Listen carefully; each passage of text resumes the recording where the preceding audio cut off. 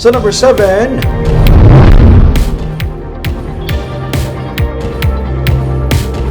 SUV nga ginaligar Gin-carnap sa Bacolod City na-recover sa Escalante City.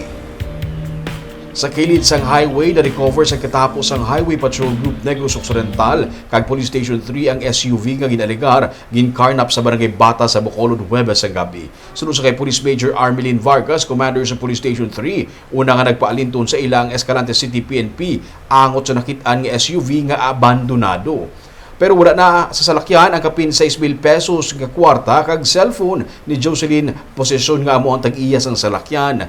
Istorya ni posesyon iya nga ginpark sa kilid sang dalan sa Barangay Bata ang salakyan nga nagaandar para lang magbakal sang lechon manok. Nakibot na lang siya sang malapit sa 3 ka minutos, nakit-an niya na lang nga ginpadalaga na sang wala makilalaan nga persona ang SUV. Ang HPG kag PNP magapadayon sa pagpangusi sa agud mapatod ang responsable sa ginaligar natabo nga carnapping incident.